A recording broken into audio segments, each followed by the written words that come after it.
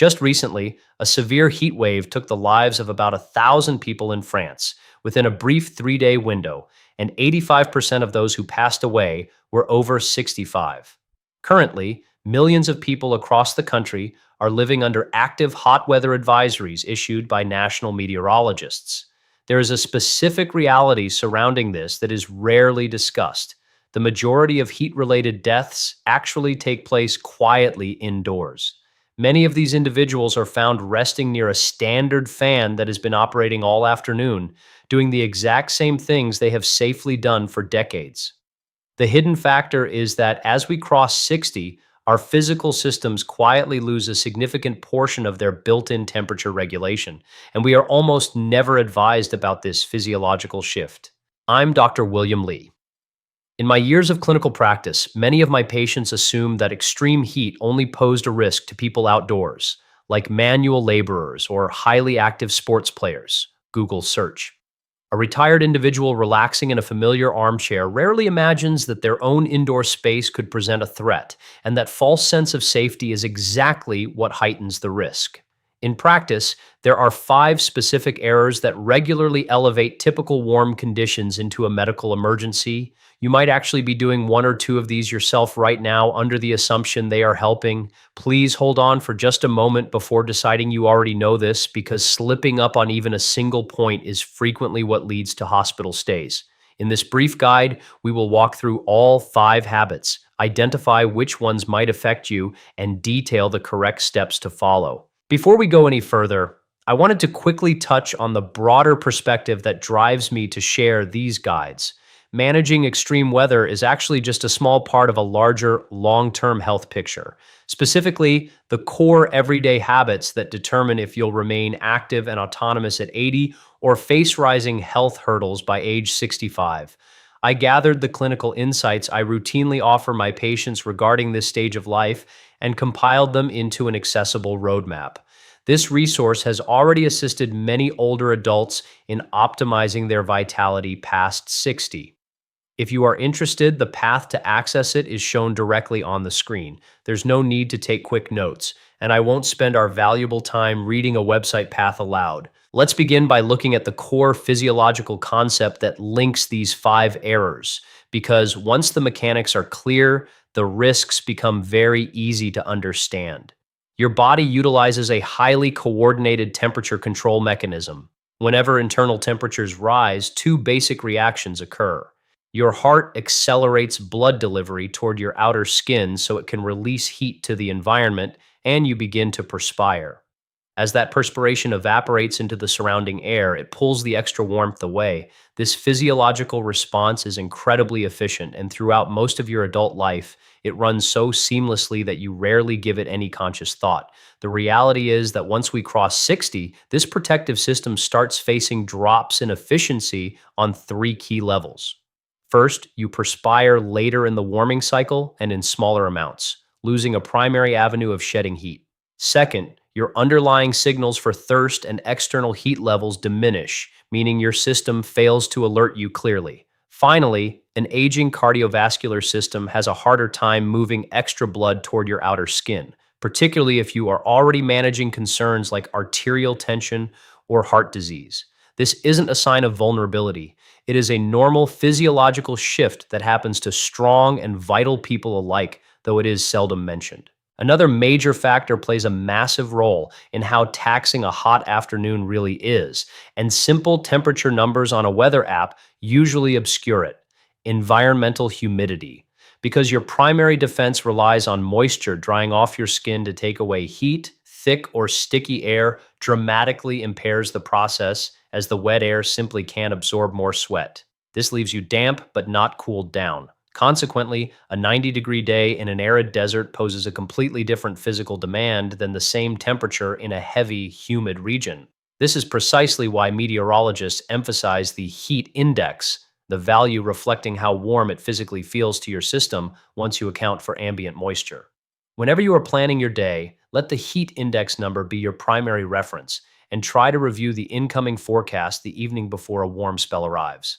If your phone allows you to activate local environmental warnings, keep them enabled to ensure you aren't taken by surprise. In light of this, every habit we explore today centers around one basic question. Is your approach actively assisting your body in shedding heat, or is it silently placing a burden on a biological response system that already has less room for error? Keep this thought in mind as we dive in. The very first common mistake is relying on a standard fan as your primary line of defense. I realize this sounds counterintuitive, given that using a fan is a deeply familiar habit. Moving air creates a cool sensation on our skin, leading us to believe we are fully secure. During moderate warm spells, this holds true as the air currents assist with evaporation. However, there is a clear thermal point where a fan ceases to protect you and actually begins to pose a hazard, which frequently catches people off guard. Guidelines from the Centers for Disease Control are unambiguous. If the ambient room temperature climbs past 95 degrees, a basic fan can no longer safeguard against heat issues. At these higher levels, the air currents themselves exceed your normal skin temperature, meaning that rather than cooling you off, the fan behaves like a convection current, blowing heat directly onto your skin and pushing your core metrics higher. Because the continuous breeze still creates an artificial illusion of comfort, you might feel fine right up until you face an immediate medical problem, quietly overheating without knowing. This is exactly why investigators often discover heat victims in warm homes with a fan still actively humming. They did what had always provided comfort in the past, without knowing that fans fail under extreme temperatures. Here is the proper approach to take during extreme summer heat.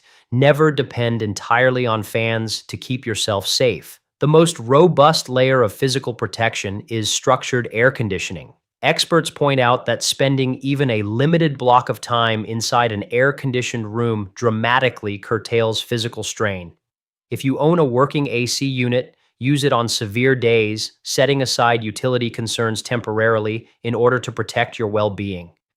For those without residential air conditioning, plan to spend peak hours of high heat in local public venues that do have it, like libraries, social centers, indoor shopping spots, or a nearby family home.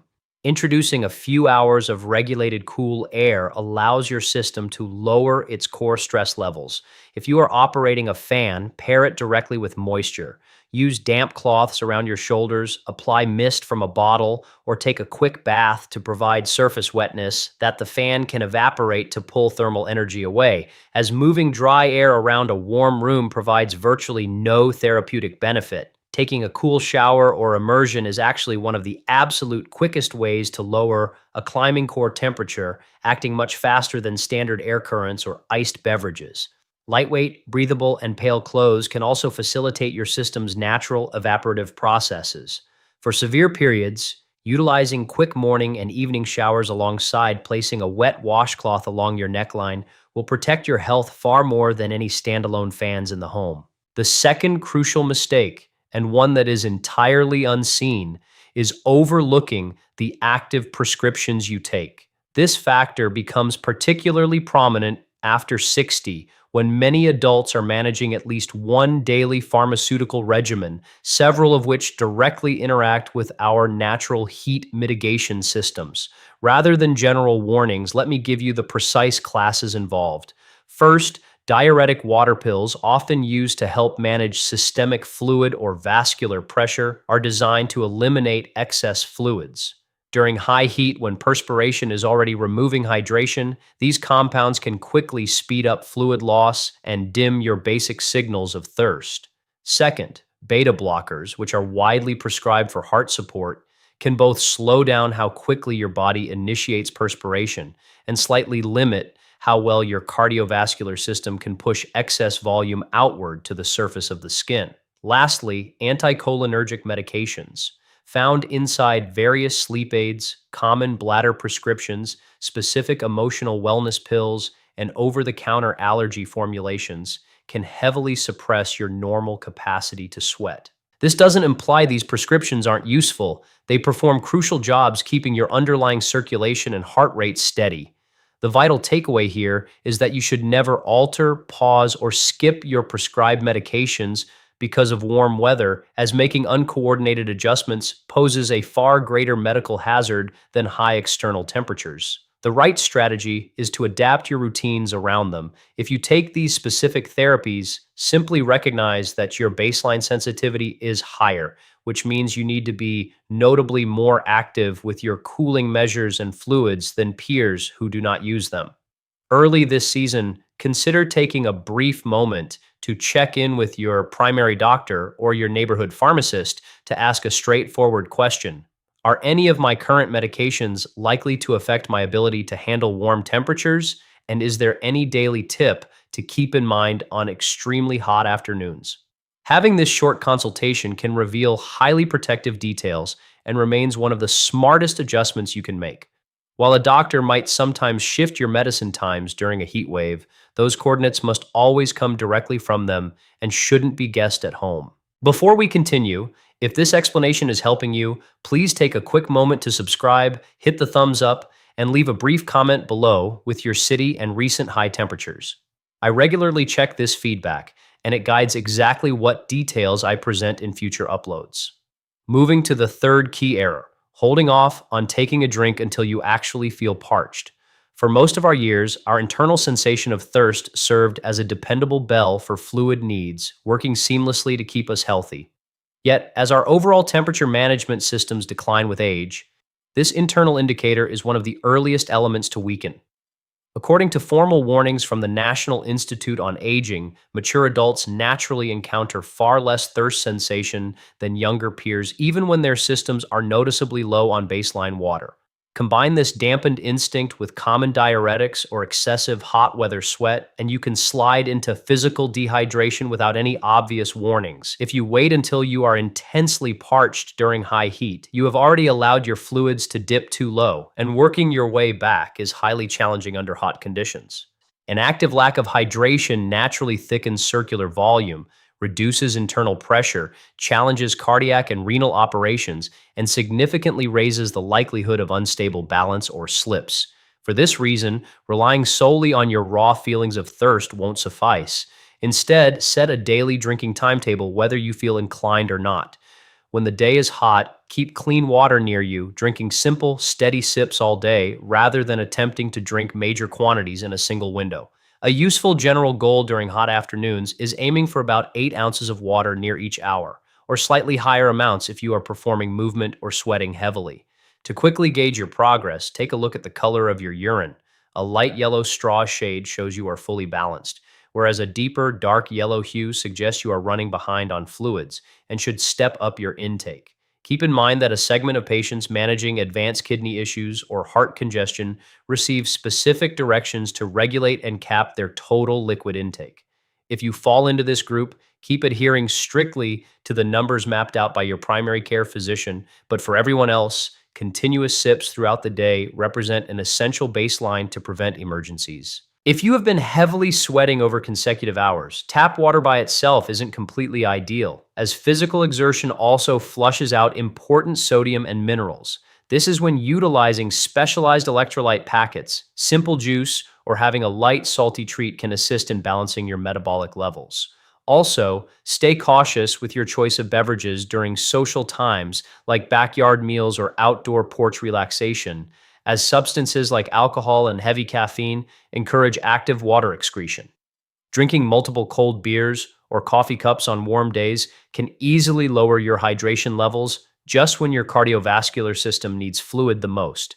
You aren't forced to avoid them completely, but remember to balance each drink with a full serving of fresh water and choose moderations on particularly high alert days.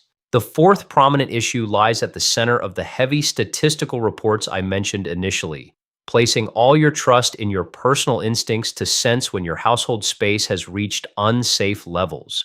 As discussed, the normal physical alerts for temperature changes and dehydration often fade, taking away your primary warnings. This can happen quite subtly as the afternoon slips away.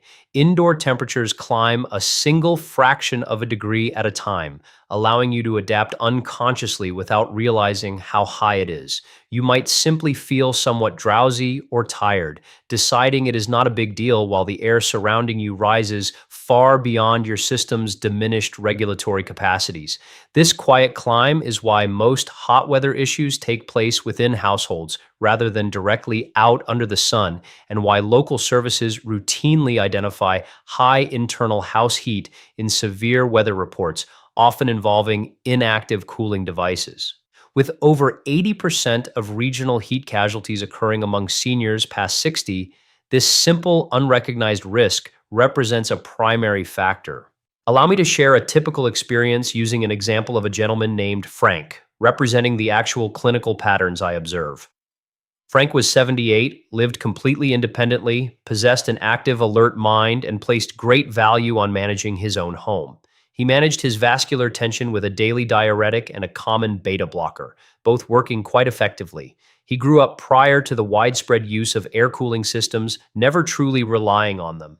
When severe summer temperatures hit, he would typically turn off his unit to save money, opening up local windows and running an indoor fan. He didn't perceive any direct hazard, merely feeling moderately fatigued and blaming the conditions on standard aging. In reality, multiple biological demands were silently overlapping: high interior heat, fan drafts moving warm air, dehydration from his water pill, and reduced natural sweating because of his heart medication. His actual core system was heading into a dangerous territory, even as his body's internal warnings remained masked by age and prescription therapies, leading him to hold off on calling family simply because he felt passably fine. Therefore, the smartest solution is to avoid leaning solely on subjective feelings, as your sensory pathways can miss crucial indicators during warm spells. Instead, choose to rely on concrete numbers and simple peer networks.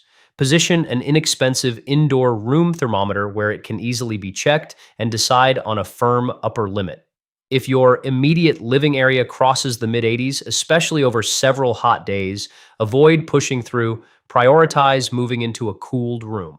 A few direct adjustments can also help prevent your living areas from absorbing too much thermal energy in the first place. For instance, shut down blinds and drapes along walls exposed to raw sunlight so rooms do not overheat as you sit. Keep in mind that warmer air naturally ascends, leaving higher floor spaces significantly hotter than the main floor. When summer peaks, spend time in your lowest level or coolest room. If you need to manage yards, walks, or simple chores outside, schedule them during the morning hours or early dusk, staying fully indoors during midday blocks between roughly 10 to 4 when conditions are most taxing. In addition, set up a basic peer connection. If you reside by yourself, organize a straightforward daily routine with a relative, local neighbor, or nearby peer to complete a brief wellness check every afternoon during hot weather alerts, either over a call or face-to-face, returning the same support in kind. The core difficulty behind these losses is that the individuals affected didn't suspect a rising concern and nobody visited to check. Scheduling simple daily contact has a genuine impact on local safety. For Frank, it proved absolutely vital, and we'll touch on his outcome shortly as we discuss the fifth and most critical error of all. The fifth critical error is an inability to quickly distinguish standard physical discomfort from an acute medical emergency, because this simple understanding often separates an unsettling scare from a highly severe outcome, focusing around a few major markers. This transition consists of two distinct physical phases that we need to evaluate clearly. The first phase is termed heat exhaustion, serving as an active physical warning that can be addressed using immediate steps. Common markers are heavy perspiration, a clammy cold touch on your skin, minor cramping, fatigue, a lightheaded sensation, stomach upset, tension headaches, or a rapid, thin heartbeat. If identified at this point, management remains straightforward and effective. Pause active movements, locate shade or an air-conditioned room, rest horizontally, remove extra fabric layers, drink small sips of water, and apply damp, cool fabric directly across the back of the neck, underarms, and lower abdomen, where major vascular vessels sit near the surface. In many instances, taking these immediate steps safely coordinates recovery. However, if missed, the condition can easily transition to the far more serious next stage. This second phase is heat stroke, a direct, life-threatening situation demanding a prompt call for emergency responders. Under medical guidelines, Heat stroke is indicated when internal measurements rise past 104 degrees, reflecting a total shutdown of physical cooling mechanics. Recognize these clear warning signs as indicators for rapid action. A sudden emergence of confusion, difficulty speaking clearly, unusual behavioral changes, or general disorientation. You may also observe dry, notably hot skin as active sweat responses turn off, paired with a fast, heavy heart rhythm, head pain, dizziness, or loss of motor awareness. That notable shift in baseline communication or orientation stands as the primary indicator to watch out for, though relatives often mistakenly blame it on minor fatigue or typical signs of growing older. It must never be overlooked. At these severe high temperatures, internal systems can begin facing structural cellular damage, placing major neurological tissues at high risk within a brief window of time. If you recognize these shifts, immediately notify local emergency dispatch. While medical professionals are en route, guide the individual into cooler air, utilize cool bathtubs or running water if available, or place ice towels and cool water sheets near key blood vessel areas like the underarms, groin, and neck to pull core temperature down. Acting quickly during those earliest moments is what helps safeguard the brain and preserve life. Keep this safety point in mind, as people can sometimes attempt this with the absolute best of intentions. If an individual displays confusion, drowsiness, or goes unconscious, do not try to make them drink or introduce fluids into their throat, because they could inhale the liquid, leading to a severe breathing obstacle on top of their original symptoms. Restrict your efforts to cold surface cloths placed directly near their neck, abdominal region, and armpits while waiting for paramedic professionals to coordinate further clinical fluids. Let's revisit the final outcome for Frank. Frank was highly fortunate, primarily thanks to a simple, consistent community habit. A thoughtful neighbor had taken a brief moment to walk by and check on him every day during the weather alert. When she noticed he wasn't responding at his entryway, she investigated further to discover him resting in his favorite chair, conscious but deeply confused, disorganized in his speech, and displaying hot, non-sweating skin. She quickly connected his unusual confusion to heat concerns, called emergency services immediately, applied cool, moist linens around his neckline and underarms, and allowed medical services to stabilize his metrics. Following a brief 48-hour clinical stay, Frank was discharged safely back to his family. His physician later noted that remaining untreated for another hour likely would have yielded a very different result. Today, Frank recovers comfortably at home, runs his air system regularly on hot summer days without focusing on the bill, and remains in close contact with his observant neighbor, recovering fully because one friend identified a vital signal, which is precisely the motivation behind this video. To make this actionable today, let's briefly summarize our 5 key guidelines. First, do not use fans alone during severe periods of high warmth. If room heat rises toward 95, they can exacerbate thermal load. Prioritize using an air-conditioned room for a few hours or integrate cool skin compresses. Second, pay attention to the medications you are on. Water pills, blood pressure beta blockers, as well as selected over-the-counter sleep and bladder medications can influence temperature management. Take a brief moment to consult with a practitioner to learn if adjustments are beneficial on severe days while leaving prescriptions intact unless directly directed otherwise. Third, do not wait on the physical sensation of thirst to start taking sips. Drink continuously throughout your schedule and aim to keep urine looking straw-colored and light. Fourth, do not let your feelings be your only metric during heat events. Consult a home thermometer and create a daily buddy system with loved ones so a visual check happens regularly. Fifth, identify and master the specific markers of heat stroke, including unexpected disorientation, elevated non-sweating skin, rapid pulses, and dizziness. If recognized, alert local services immediately and coordinate active external cooling because speed plays a major role. These ideas represent highly accessible, uncomplicated, and straightforward adjustments that sit completely under your direct control, serving to navigate the season safely alongside your family. If this guide provided you with helpful insights, please consider taking a moment to click subscribe, like the video so others can find it, and share the tips with a close friend over 60. Staying informed on this can have a very significant impact. Stay balanced and mindful during this season's high weather alerts and keep a caring eye on those near you.